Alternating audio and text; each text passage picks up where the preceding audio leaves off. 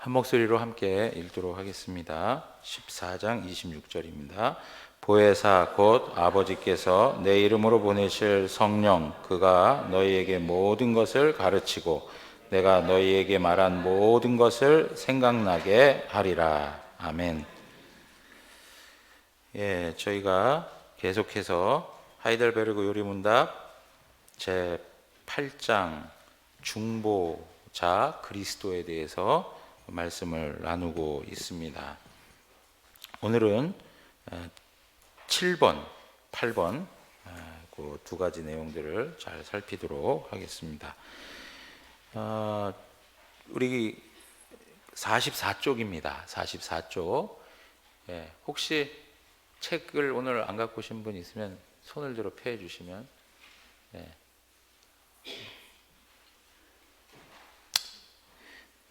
자, 7번 치랑 우리 한번 다 같이 읽도록 하겠습니다. 그리스도께서는 중보 사역을 두 본성을 따라 행하시는데 각 본성에 고유한 것을 그 본성에 따라 행하신다.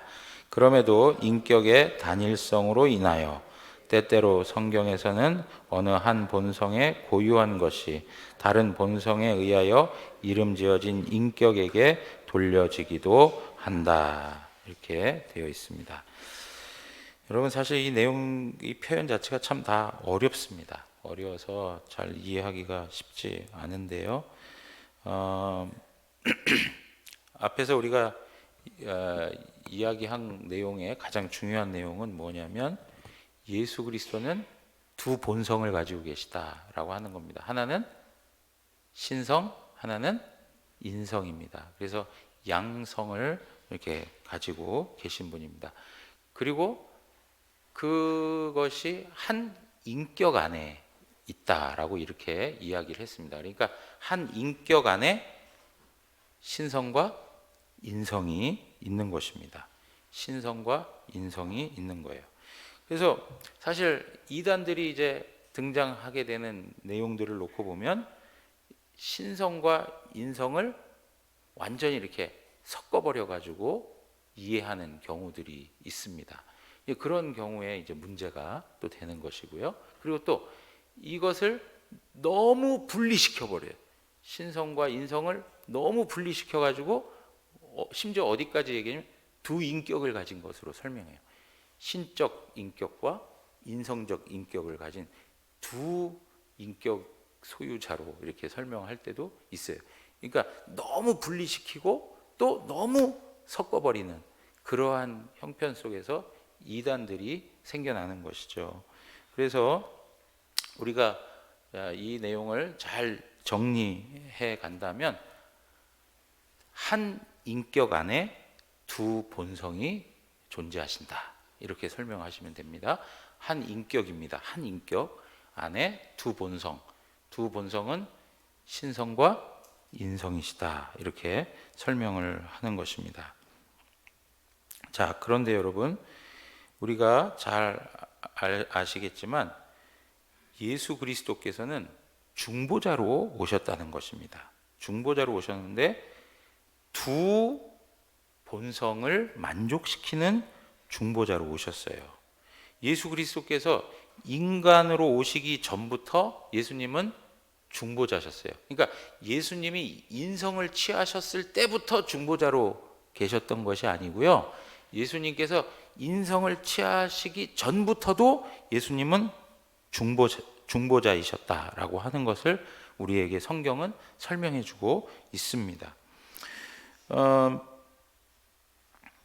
이러한 그 내용들을 보면 예수 그리스도께서 육신이 되어서 사람으로 오셔서 중보자의 역할을 하시는데 신성과 관계돼서 그 다음에 인성과 관계돼서 중보자의 역할을 행하신다라고 이렇게 말을 할 수 있는 겁니다. 그러니까 예수님이 중보자가 되신다. 하나님과 사람 사이의 중보자가 되신다는 그것은 오직 그리스도만이 신성을 갖고 계시고 또한 인성을 가지고 있기 때문에 오직 유일한 중보자, 하나님과 사람 사이에 유일한 중보자는 그리스도밖에 없다. 이렇게 설명할 수 있는 거죠. 그러니까 여러분 그렇잖아요. 뭐 부처님은 중보자가 될 수 없습니까? 여러 이유들로 될 수가 없는데 가장 중요한 게 뭐예요? 가장 중요한 건 그는 사람이었지 하나님은 아니셨던 거죠. 예, 그런 맥락에서 우리가 유일한 중보자는 신성과 인성을 가지신 하나님과 사람의 형편을 다 만족시키시는 오직 그리스도만이 중보자가 되신다라고 하는 것을 우리는 말할 수 있습니다. 여러분 그런 의미에서 또 하나 생각해야 될 게 뭐냐면 앞에서도 말씀드렸어요. 이 신성과 인성을 완전히 분리시키면 돼요, 안 돼요? 안 된다는 거예요. 그리고 또 완전히 섞어버리면 돼요, 안 돼요? 그것도 안 된다는. 그러면 우리가 어떤 개념을 가져야 되느냐? 신성과 인성을 구별할 수 있어야 한다라고 하는 그 개념을 가지고 받아들여야 되는 거예요. 신성과 인성을 분리가 아니고 구별할 수 있어야 한다. 자, 여러분 2항을 한번 가서 보세요. 2항을 가서 보시면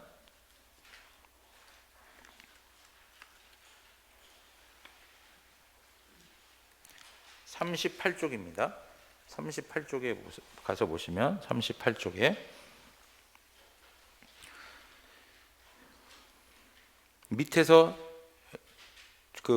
우리 2항 밑에서 두 번째 줄 그 결과 온전하고 완전하며 거기 보시면 그 결과 온전하고 완전하며 구별이 되는 두 본성. 예, 온전하고 완전하며 구별이 되는 두 본성 곧 신성과 인성이 변화 없이 혼합 없이 혼동 없이 여러분 변화 없이 혼합 없이 혼동 없이는 어떤 이들이 이것이 섞였고 이것이 혼동되어 있고 이것이 본질적인 변화가 있었다 이렇게 생각을 했기 때문에 이런 표현들을 쓰고 있는 거예요. 변화 혼동 없이 두 인격이요? 그게 아니고 한 인격 안에 어떻게 될 수 없다고요? 분리될 수 없어요. 분리될 수가 없다는 거예요. 분리가 되면 더 극단적인 방법 안에서는 신성적 인격, 인성적 인격 이렇게 나뉘어져서 설명되는 그런 이단들도 있단 말이에요. 그러니까 분리될 수 없게 어떻게 됐다고요? 연합이 되어 있다라고 얘기하는 거예요. 신성과 인성이 분리되지 않게 연합이 되어 있다라고 설명을 하되 동시에 어떻게 해요? 구별되어서 우리에게 이해되어지고 있다는 것을 말씀해주고 있는 것입니다. 여러분 이러한 부분에서 예수님은 신성 때문에 그 신성으로 인해서 무한하고 영원한 속성대로 시간과 공간을 초월하시는 그러한 모습들을 보여준 적이 있어요. 여러분 예수님께서 이 땅에서 특별한 역사들을 일으키신 것 보죠. 예수님께서 무리를 걸으신다든가 어떤 시간과 공간의 개념을 이렇게 뛰어넘는 그런 모습들도 우리에게 보여주신 바가 있어요. 그리고 동시에 예수님은 인성을 가지고 계셔서 아주 인간이 가지는 유한함과 또 한시적인 그런 속성들을 그대로 보여주셨어요. 그래서 시간과 공간에 영향을 받으셨다는 것을 우리가 잘 알 수 있어요. 그러니까 여러분 예수님께서 배가 고프실 때는 배가 고픔을 고백하시고 또 어느 한 장소에 머물러 계시면 다른 사람들이 예수님이 어디 있는가 해가지고 막 찾아다녀야 되는 그러한 모습들도 있지 않았습니까? 그리고 인성으로서의 모습을 그대로 가지고 계시는 거예요. 그러니까 어떤 경우에는 시공간을 초월하여서 일하기도 하셨지만 어떤 경우에는 인성 때문에 인성으로 인하여서 어떻게 해요? 시공간의 제한을 받으면서 계셨다는 거죠. 예수님께서 하나님 앞에 기도를 하세요. 기도. 여러분 그거는 인성적 차원입니까? 신성적 차원입니까? 인성적 차원으로 기도하시는 거예요. 그런데 예수님께서 기도를 들으신다라고 얘기해요. 기도를 들으신다라고 할 때는 어떤 차원에서 들으시는 거예요? 신성적 차원에서 들으시는 거예요. 인성적 차원으로 앞에서 얘기했지만 배가 고프기도 하고 피곤하기도 하고 목마르기도 하세요. 그런데 신성적으로는 어때요? 예수님은 그 모든 걸 초월한 역사들을 일으키신단 말이에요. 기적을 일으켜 주신단 말이에요. 예. 오병이어, 예? 그걸 가지고 계속 사람들을 먹이세요. 예. 여러분, 그 인간적으로 가능한 일입니까? 가능하지 않아요. 하나님이시기 때문에 가능한 일인 거예요. 어떤 인간이 그런 일들을 만들어낼 수 있어요? 없어요. 예. 하나님이시기 때문에 자연 질서에 그 초월하여서 그런 일을 행하실 수 있다는 것입니다. 여러분, 우리가 또 하나 생각해 볼 수 있습니다. 예수님께서 이 땅에 오셔서 하나님의 뜻, 하나님의 말씀 앞에 전적으로 순종을 하세요. 예, 전적으로 순종을 하세요.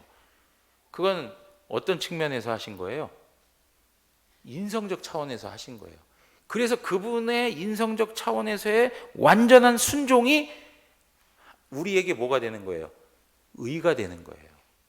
왜요? 우리가 순종하지 못했던 것을 예수님께서 인간으로서 완벽하게 완전하게 순종하신 것이 하나님께 영광 돌려지는 의가 되었기 때문에 그것이 곧 우리의 것이 되게 하시는 것이죠. 그러니까 이러한 내용들을 놓고 보면 예수 그리스도가 가지는 인성적 측면의 사역과 그 내용들, 그 다음에 신성적 차원의 그 사역과 그 내용들이 있다는 것을 말해줄 수 있습니다. 자, 여러분 또 한 가지만 얘기해 볼게요. 승천하셨습니다. 그러면 예수님의 인성은 어디에 계세요? 네? 예수님의 인성은 어디에 계신 거예요? 하늘에 계신 거예요. 예수님의 예수님의 인성은 하늘에 계신 거예요. 하늘로 올라가셨으니까 하늘에 계신 거예요. 그러니까 예수님의 인성은 시공간의 제약을 받습니까? 안 받습니까? 받는 그 개념을 가지고 있는, 공간적 한계를 가지고 있는 거예요. 그래서 여러분, 우리가 사도신경의 고백, 제가 지금 계속 이걸 반복해서 말씀을 드리는 건데, 왜냐하면 한 번 들어가시면 이해가 안 되시니까. 사도신경 고백할 때 뭐라고 해요? 예? 뭐라고 하죠? 저도 거기로부터 오신다고 하잖아요. 그러니까 거기로부터 오시는 인성인 거예요. 예. 그러니까 인성은 아무데나 다 있을 수 있어요, 없어요? 없어요. 거기에 계신 거예요. 하나님 보좌 우편에 계신 거예요. 예. 그런데 여러분 보세요. 제가 그때도 또 한 번 말씀드렸어요. 로만 캐톨릭은 성찬식에 대한 견해가 어떤 견해예요? 화채설이에요. 빵과 포도주가 예수님의 살과 피로 변화된다는 거예요. 완전히 변화된다는 거죠. 살과 피가 된다는 거예요. 예? 여러분, 그렇게 되면 살과 피라고 하는 것 자체가 뭡니까? 예수님의 인성인 거예요. 예수님의 인성이 여기에 내려와 계시는데 다른 교회도 내려와 계셔. 그 말이 됩니까? 그런 부분에서는 지금 로만 캐톨릭 안에서는 예수님의 신성과 인성이 이렇게 섞여 있는 듯한, 혼합된 듯한 그러한 견해를 가지고 있는 거예요. 여러분, 예수 그리스도의 인성은 하늘에 계신 거고요. 예수 그리스도의 신성이 그 모든 인성을 포함하여 우리 가운데 임재하고 계시는 거예요. 이 그런 개념을 가지고 있어서 우리가 성찬식을 할 때는 예수 그리스도께서 영적으로 우리 가운데 임재하신다라고 이렇게 고백하고 있는 거죠. 그러니까 거기에는 예수 그리스도의 신성과 인성이 함께 오는 것이지만 인성은 거기 계시고 인성을 포함하는 신성을 가지고 우리에게 다가오시는 거예요. 그럴 때 예수 그리스도의 살과 피가 영적으로 임하여 있다라고 이렇게 우리는 고백하고 있는 것입니다. 이런 내용들 하나하나가 전부 뭐하고 관련되어 있어요? 이런 성만찬식의 견해하고도 다 연결되어 있어요. 그러니까 기독교 신앙의 내용들 하나가 뭐 그렇게 따지고 들어 이렇게 생각하실 수 있는데 그거 하나가 파생되어서 연관되어서 설명되는 그 여러 가지 내용들까지 전부 이렇게 어긋나게 하는 일들이 너무 많아요. 그래서 이런 거 하나하나가 중요하다라고 이야기하는 것입니다. 자, 여러분, 이러한 내용들을 놓고 보면서 지금 이 7항에서 이야기하는 바가 바로 그런 겁니다. 고유한 예수 그리스도의 속성이 그리스도의 인격 안에서 이렇게 통일되어서 나타난다라고 하는 거예요. 이것이 구별되어서 나타나는 것이지 분리되어서 나타나는 것은 또 아니고, 또 혼합되어서 막 짬뽕이 되어 가지고 이야기되는 것은 아니다라고 설명을 하는 내용들입니다. 자, 예를 들면 그런 말씀들이 이제 등장하는데요.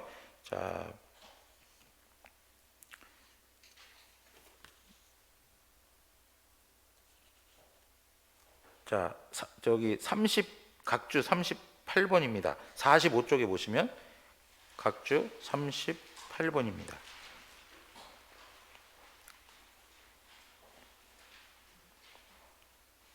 자, 사도행전 20장 28절 우리 다 같이 한번 읽도록 하겠습니다. 여러분은 자기를 위하여 또는 온 양떼를 위하여 삼가라. 성령이 그들 가운데 여러분을 감독자로 삼고 하나님이 자기 피로 사신 교회를 보살피게 하셨느니라. 아멘. 여러분, 여기서 하나님이 자기 피로 사신 교회를 보살피게 했다라고 이렇게 표현하고 있어요. 여러분, 하나님이 자기 피로 사신 겁니까? 여러분, 예수님께서 십자가에 죽으신 거는 신성입니까? 인성입니까? 예? 신성이 죽을 수 있습니까? 죽을 수가 없죠. 인성으로 죽으신 거예요. 인성으로 죽었는데 뭐라고 지금 표현하고 있어요? 하나님이, 이렇게 하면 하나님이, 그러면 우리는 어떤 이미지가 더 강해요? 인성입니까? 신성입니까? 신성적 의미를 부여하고 있죠. 하나님이 자기 피로 사신 교회를 보살피게 하셨다라고 설명을 하고 있는 거예요. 그러니까 진짜 그 구체적인 역사는 인성의 역할로서 그 일을 행하셨는데, 이 말씀과 같이 하나님이라고 하면서 마치 하나님이 십자가에 죽으신 것으로, 물론 죽으신 것이죠. 그러나 그 죽으셨다라고 하는 그것이 효과적인 것이 되려면 신성이 아니고 무엇으로 죽으시는 거예요? 인성으로 죽으시는 것이죠. 십자가에서 죽으신 그런 모든 사건들, 이런 모든 것들은 다 인성이 되는 겁니다. 그러면 예수님이 죽었다가 다시 살아나는 거는요, 신성적 속성에서 예수님이 죽었다가 다시 살아나시는 거죠. 인성적 속성과 신성적 속성의 그러한 구분들이 성경에 기록되어져 있다는 겁니다. 그래서 이러한 것들이 짬뽕 돼가지고 나오는 게 아니고 이렇게 구별되어서 설명되고 있다는 것입니다. 그러니까 지금 7항에서 하는 얘기는 어느 하나의 이야기를 가지고 설명했을 때 그것으로 신성이든 인성이든 그 고유한 속성이 사라지거나 없어지지 않는다라고 하는 것을 설명해 주고 있는 겁니다. 자, 여러분,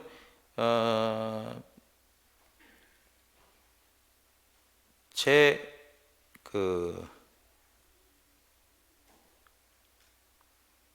8장 7항에 가서 우리가 지금 그 내용들을 읽어왔는데요.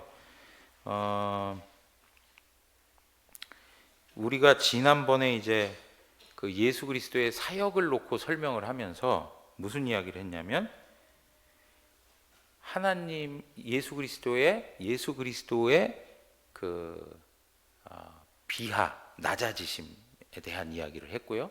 예수 그리스도의 높아지심, 승귀라고 하는 그런 단어를 사용하면서 말씀을 드린 바가 있습니다.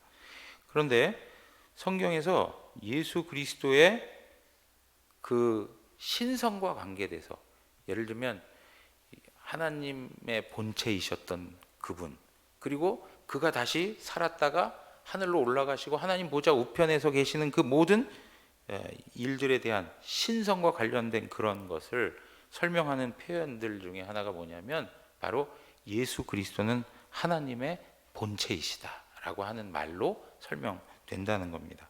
그리고 인성과 관계에서는 자, 신성과 관계에서는 예수 그리스도는 하나님의 본체이시다라고 하는 방식으로 설명이 되고, 인성과 관계에서는 예수 그리스도께서 하나님과 그 하나 되심을 내려놓으시고 사람이 되시고 종이 되셔서 십자가에 죽으셨다는 표현들을 이야기하지 않습니까? 그런 의미에서 그리스도의 인성과 관계돼서 예수 그리스도의 그 종의 형체라고 하는 그런 단어들을 성경에서 사용하고 있는 겁니다. 그래서 예수 그리스도는 종의 형체로서 그분의 그 낮아지심을 나타내 주시는데, 그것이 곧 인성을 표현해 주는 방법이었음을 우리에게 설명하고 있다는 것입니다. 그래서 여러분 기억하십시오. 신성에 대한 표현을 했다고 해서 그리스도의 인성이 사라지지 않는다. 그리스도의 인성을 표현했다고 해가지고 그리스도의 신성이 없는 것은 아니다. 그래서 한 인격 속에 그리스도의 신성과 인성이 구별되나 연합한 가운데 그대로 나타나고 있다 하는 것을 성경이 우리에게 설명해 주고 있는 것입니다. 자, 여러분 이제 파랑으로 가서 한번 또 보겠습니다. 파랑에 가서 내용을 다 같이 한번 읽어보겠는데요. 다 같이 읽겠습니다. 그리스도께서는 값을 치르고 구속을 획득해 주신 이들 모두에게 바로 그 구속을 확실하게 그리고 효과 있게 적용하시고 나누어 주신다. 즉 이들을 위하여 간구하시고 이들에게 말씀 안에서 그리고 말씀으로 구원의 비밀들을 계시하시며 자신의 성령으로 이들을 효과 있게 설득하여 믿고 순종하게 하시고 자신의 말씀과 성령으로 이들의 마음을 다스리시며 자신의 전능하신 능력과 지혜로 그리고 자신의 놀랍고도 측량할 길이 없는 경륜에 가장 일치하는 방법과 수단으로 이들의 모든 대적을 정복하신다. 예. 여러분 우리가 6절, 자 6항으로 가서 보시면 6항에서 어떤 내용을 다루었냐면 성육신 이전에 라고 하는 표현을 쓰고 있어요. 성육신 이전에, 쉽게 얘기하면 구약 시대에 구속 사역이 그리스도에 의해서 실제로 시행되지는 않았지만 그럼에도 불구하고 구속 사역의 능력과 효력과 은택들은 창세로부터 계속 모든 시대에 걸쳐서 있어 왔다는 거예요. 무엇을 통해서요? 약속들과 모형들과 희생 제사들 안에서 이것들이 선택된 백성들에게 전달되었다라고 설명을 하고 있어요. 어느 시대예요? 예? 예수님이 오시기 전 시대, 구약 시대에 하나님께서 약속들과 모형들과 희생 제사들, 절기들 이런 걸 통해서 선택된 백성들에게 하나님께서 허락해 주시는 구원을 베풀어 주셨어요. 그래서 여러분 구약 성경에 있는 성도들도 무엇을 통해서 구원받는다고요? 믿음을 통해서 구원받는다라고 설명을 드렸습니다. 왜요? 약속들, 그 다음에 희생 제사들, 그리고 모형들, 이런 모든 것들이 전부 누구를 보여주고 있는 것입니까? 장차 오게 될 예수 그리스도를 보여주는 것이기 때문에 예수 그리스도를 바라보는 믿음으로 구원받는다는 원리는 똑같은 거예요. 다르지 않다라고 설명을 드렸어요. 그런데 오늘 8항으로 와가지고 뭐라고 얘기하느냐, 이제는 그리스도께서 값을 치르고 구속을 획득해 주신 이들 모두에게 이렇게 시작을 하고 있어요. 그러니까 구약 성경에는 그런 방식으로 하나님께서 그 약속들과 그 예언들 혹은 모형들 그리고 희생 제사 절기 이런 걸 통해서 하나님께서 선택된 백성들에게 하나님의 믿음을 허락해 주셨는데, 이제는 그리스도께서 직접 값을 치르고 구속해 주신 그 자녀들을 위해서 하나님께서 어떻게 이 구속의 은혜를 확실하게 그리고 효과 있게 적용시켜 주시는 건가 하는 이야기를 다루고 있다는 거예요.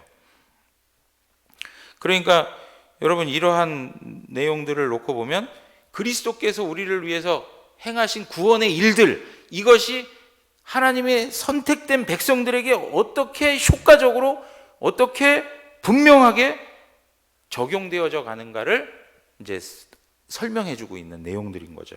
그런데 여러분, 이게요, 우리가 제3장이 뭘 다뤘냐면 영원한 작정에 대해서, 하나님의 영원한 작정에 대해서 다루었어요. 그 3장에서 이미 다룬 내용하고 아주 유사한 내용인 거예요. 제3장 6절 한번 가서 보시면요, 자, 한번 펴보세요. 제3장 6절입니다. 제3장 6항에 가서 보시면 16쪽입니다. 16쪽에.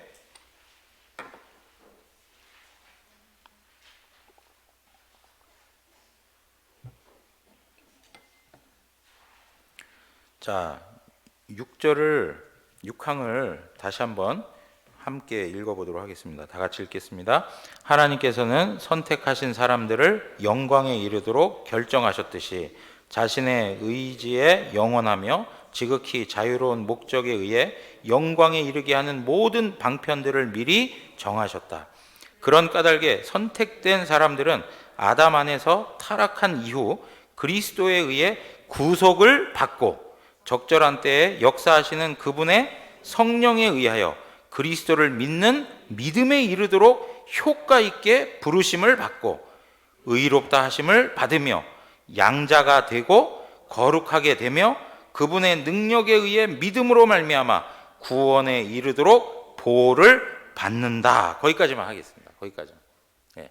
여러분, 이게 뭡니까? 하나님께서 영원한 작정을 가지셨는데, 작정을 행하셨는데, 거기에 어떤 작정이 있어요?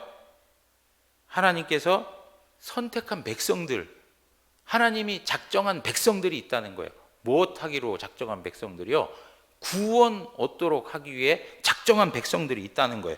하나님이 선택한 하나님의 백성들이 있다는 거예요. 그 사람들을 위해서 예수 그리스도가 구속을 성취하시고, 그 다음에 적절한 때에 역사하시는 그분의 성령을 통해서, 성령에 의해서 그리스도를 믿는 믿음에 이르도록 어떻게 하신다는 거예요? 효과 있는 부르심을 하신다는 거예요. 효과 있는 부르심. 이걸 유효적 부르심이라고 이렇게 표현을 하는데, 유효적 부르심을 허락해 주시는 거예요. 그래서 그들을 부르셨을 때 그들 안에 믿음이 생겨나는 거예요. 여러분, 성령님께서는 말씀을 통해 다 부르시는데 효과 있게 그 부르심에 응답할 수 있는 자들은 어떤 사람들일까요? 선택된 백성들만이 유효적인, 효과적인 부르심이 되는 거예요. 그런 부르심을 받고 그 다음에 그 사람들이 결과적으로는 의롭다 하심을 얻고 양자가 되고 거룩하게 되고, 거룩하게 되는 게 뭐예요? 성화의 과정을 살아가는 거죠. 거룩하게 되고 그분의 능력에 의해 믿음으로 말미암아 구원에 이르도록 성령께서 끝까지 어떻게 하신다는 거예요? 보호해 주시는 거예요. 보호해 주시는 거. 여러분, 이러한 내용들을 영원한 작정이라고 하는 내용을 가지고 설명할 때 이미 다루었어요. 이 내용을 오늘 8항에서 제8장 8절에서 다시금 그리스도 중심적인 관점에서 설명을 하고 있는 거예요. 그리스도 중심적인 관점에서 다시 한번 설명을 하고 있는 거예요. 그러니까 여러분 보십시오. 그리스도께서는 값을 치르고 구속을 획득해 주셨어요. 예수님이 구원을 성취해 주셨다는 거예요. 이 구원을 성취하신 그것을 어떤 사람들에게 베풀어 주신다는 말이에요. 누구들에게 베풀어 주시는 거예요? 선택한 백성들에게, 선택한 백성들에게 구속을 주시고, 그리고 그 구속을 확실하게 효과 있게 적용하시기 위해서 나눠주신다. 이렇게 설명을 합니다. 그러면서 나오는 게 뭐냐? 그리스도께서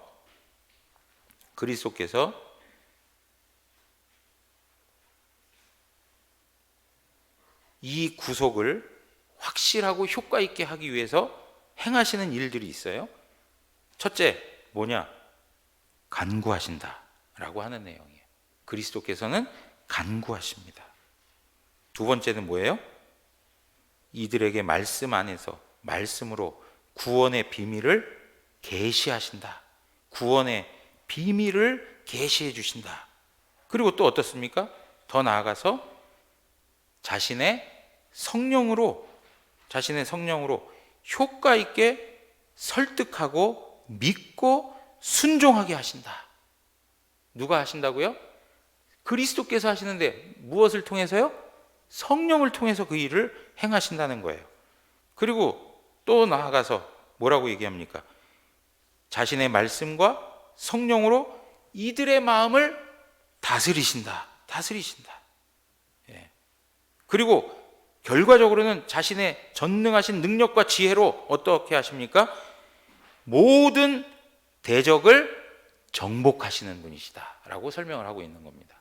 모든 대적을 정복하시는 5가지로 설명해 주고 있는 거예요. 자, 그런데 여러분 보십시오. 여기에 계속적으로 이야기하는 게 뭐냐면 이들을 위하여, 이들이 누구냐 이거예요. 이들을 효과 있게 설득하고 믿고 순종하게 한다. 누가 설득을 당하고 믿고 순종하게 되느냐? 그리고 마음에 다스림을 받는 사람들이 있는 거예요. 이 모든 사람들이 누구라고요? 앞에서 얘기한 대로 하나님이 영원한 작정 속에 선택한 사람들. 그 선택된 사람들에게만 이런 은혜를 주시는 거예요. 이 내용을 놓고 보면 또 반복적인 교리의 내용이 나오게 되는 거죠. 어떤 내용입니까? 제한 속죄. 제한 속죄가 뭡니까? 하나님께서 선택한 백성들을 위해서 예수 그리스도께서는 십자가에 죽으셨다는 거예요. 예수 그리스도의 죽으심은 모든 사람을 위한 죽으심이 아니고 하나님께서 선택한 백성들을 위한 죽으심이라는 거예요. 그 내용들을 초지일관 계속 설명해 주고 있는 것입니다. 여러분 만약에 지난번에도 말씀드렸어요. 예수 그리스도의 이 속죄가 모든 사람들을 위한 속죄라면, 모든 사람들을 위한 속죄라고 한다면 여러분 지옥 가는 사람이 있어요 없어요? 예수 믿지 않는 사람들이 있어요 없어요? 우리의 삶의 현실에서 예수 믿지 않는 사람들이 있잖아요. 예? 그렇게 되면 예수 믿지 않는 사람이 나타나지 말아야 되는 것이거든요. 그런데 예수 믿지 않는 사람들이 있다는 것은 결국 무엇을 초래할 수 있는 거냐면 예수 그리스도의 구속이 완전하지 않은가라고 하는, 불충분한가라고 하는 문제가 생겨나는 거예요. 예수 그리스도의 구속은 완전하고 충분한 거예요. 그래서 그 선택된 백성들에게만 그것이 효과 있게 적용되는 거예요. 만약에 모든 사람들을 위한 죽음이었다라고 한다면 그건 앞뒤 말이 맞지가 않는 거예요. 그래서 하나님의 능력을 문제시하는 일들도 생겨나는 것이고 하나님의 구원의 역사를 불충분한 것으로 만들어버리는 일이 되는 거예요. 그러므로 여러분 하나님의 구원의 은혜에 있어서 예수 그리스도의 속죄는 바로 하나님께서 선택한 백성들에게만 적용된다는 사실을 우리는 고백해야 하는 것입니다.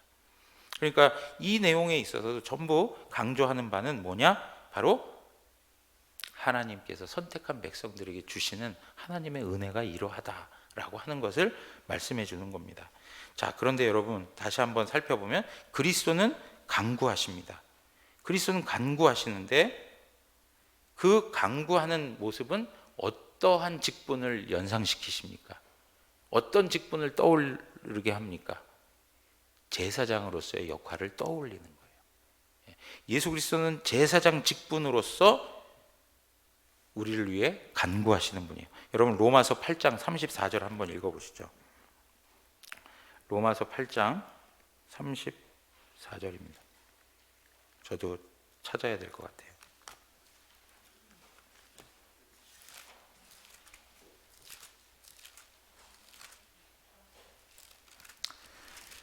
로마서 8장 34절 읽죠. 34절.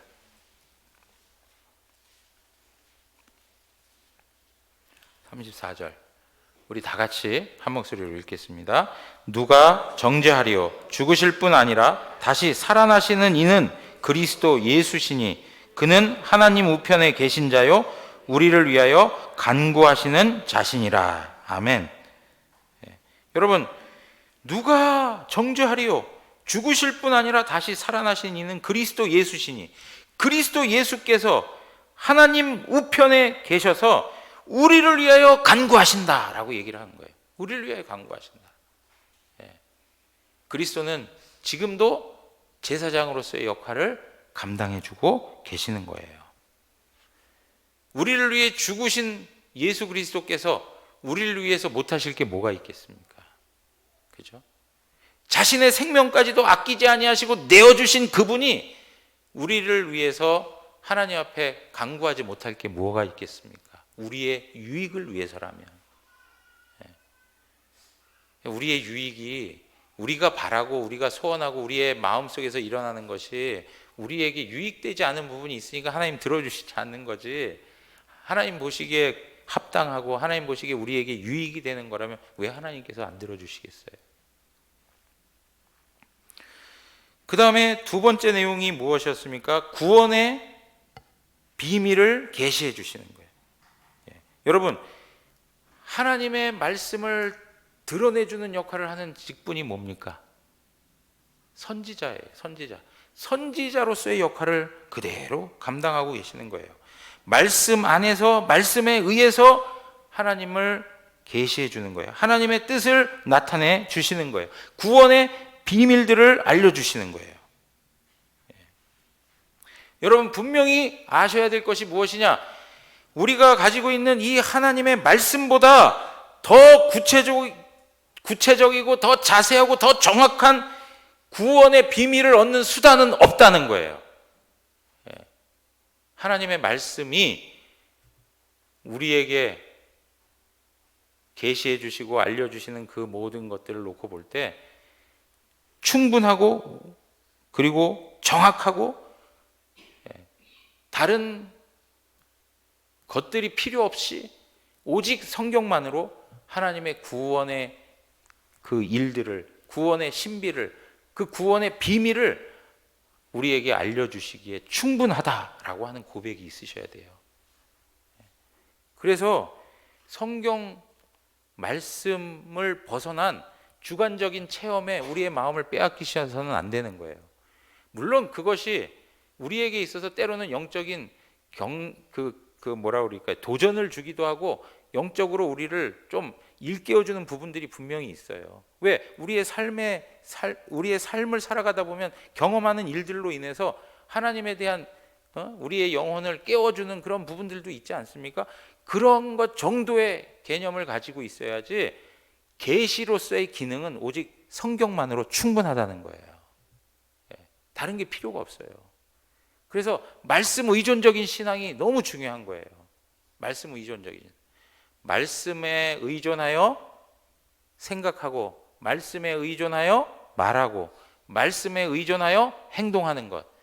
그것이 우리 신자들이 살아가야 할 삶의 모습이에요. 말씀 의존적인 신앙. 주관적인 체험도 우리에게 너무나도 확실하게 느껴질 때가 있지만 그건 객관적이지 않아요.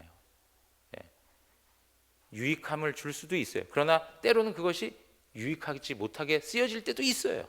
그러나 하나님의 말씀은 너무나도 정확하고요, 항상 유익하게 우리에게 주어지고 있다는 것을 기억하십시오. 하나님 말씀에 우리가 마음을 두셔야 한다는 겁니다.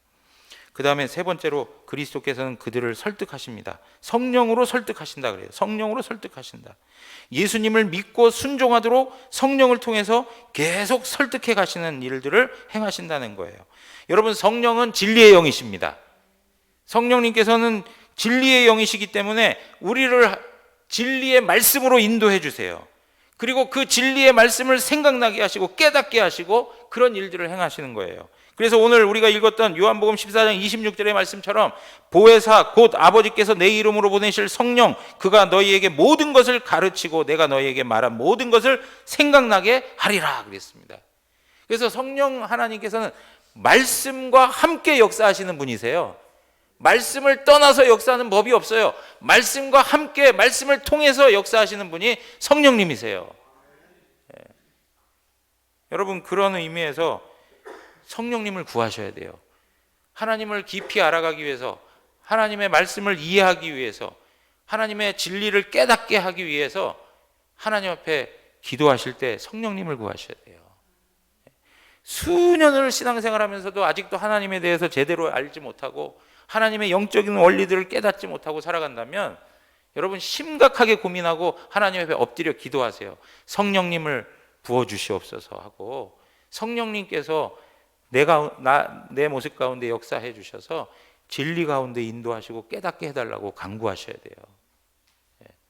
여러분, 기도할 때 성령의 충만함이 우리에게 나타납니다. 예. 기도하셔야 돼요. 우리 재직들도 많이 계시는데요, 금요기도회라도 나오셔서 하나님 앞에 간절히 부르짖으셔야 돼요. 기도하지 않으면 망합니다. 기도하지 않으면 죽습니다. 기도해야 살아나는 겁니다. 기도할 때 성령께서 풍성한 은혜로 우리에게 기름 부어 주시는 겁니다. 여러분, 우리 지난번에 말씀 봤잖아요. 그 배에서 생수의 강이 흐르리라. 여러분, 성령의 역사는 기도와 더불어서 역사하고 있는 것. 누가복음, 사도행전을 한번 계속 읽어보세요. 우리 지난번에 기도에 대한, 예수님의 기도에 대한 이야기 보지 않았어요? 기도할 때 성령이 강력하게 역사하시는 겁니다. 예. 성령님의 역사가 없습니다. 성령님의 역사가 희미합니다. 왜 성령님의 역사를 우리는 알지 못할까요? 왜 우리는 그러한 놀라운 하나님의 역사들을 경험하지 못할까요? 왜 그럴까요? 예? 기도하지 않으면 경험할 수가 없어요. 제가 기도해야만 성령의 역사가 일어난다 하는 주문을 말하듯이 말씀드리는 게 아니고요, 하나님께서 우리에게 기도를 주시고 기도를 통해서 그 일들을 이루시는 역사를 우리에게 보여주시기 때문에 우리가 그렇게 말하는 거예요. 하나님은 우리의 기도를 사용해 가신다는 것을 기억하셔야 돼요. 여러분, 사용하셔야 돼요. 기도를 사용하셔야 돼요. 사용하라고 주신 건데 왜 사용 안 하시냔 말이에요. 예?